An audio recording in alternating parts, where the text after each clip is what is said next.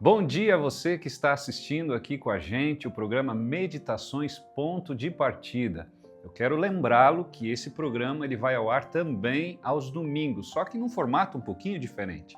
Aqui todas as manhãs a gente medita num tema, num texto da Palavra de Deus.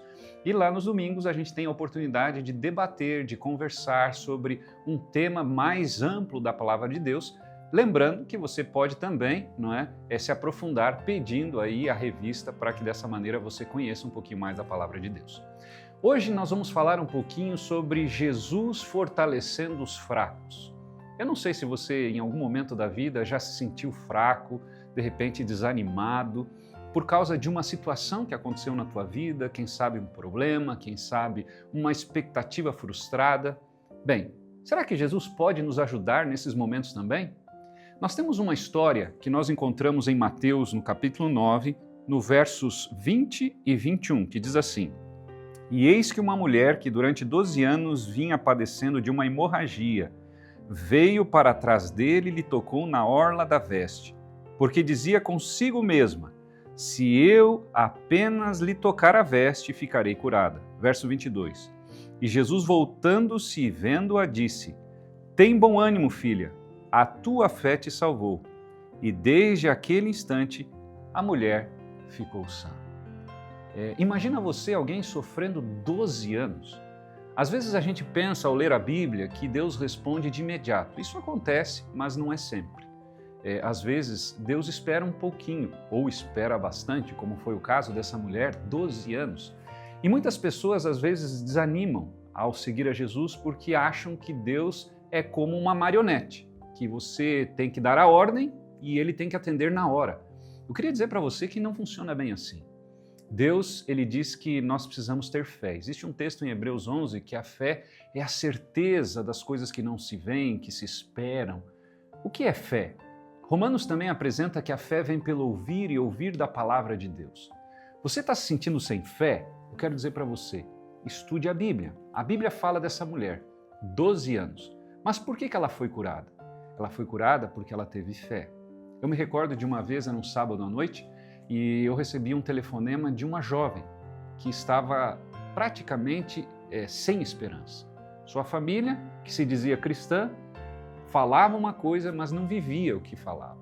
E ela então ficou num clima muito tenso dentro de casa e também ela ficou numa confusão mental, porque ela imaginava de que os seus pais deveriam viver aquilo que pregavam. E ela então agora resolveu tirar a vida. E eu me recordo que do outro lado do telefone estava um namorado pedindo para eu ajudar porque ela estava dentro do banheiro tentando tirar a vida, tentando cortar os seus pulsos. Que angústia! Eu não sabia o que fazer. E agora, como que eu poderia ajudar alguém do outro lado da linha? E eu lembro que eu pedi para conversar com essa moça. E essa moça que estava se sentindo fraca, estava se sentindo sem esperança, ela então, com muita relutância, atendeu o telefone, que um namorado havia ligado para mim e agora eu queria falar com ela. E eu lembro que eu fiquei mais de hora tentando mostrar para aquela jovem que se sentia fraca e sozinha de que existe esperança. Esta mulher aqui, durante 12 anos, sofreu uma angústia tremenda. Veja, ela estava com um problema físico que afetava o emocional, que afetava os relacionamentos, que afetava tantas outras questões. Porque o ser humano ele é composto, de um conjunto, de corpo, mente, a parte espiritual. E eu gostaria de convidar você a parar para refletir um pouquinho na história dessa mulher. E o texto diz que Jesus, voltando a vendo, disse: Tem bom ânimo, filha, a tua fé, diz o texto, te salvou. Qual foi o segredo dessa mulher? Foi que ela confiou em Deus, ela acreditou de que Deus pode resolver os problemas. Será que essa não deve ser a tua situação também? Será que você desacreditou de Deus, da palavra?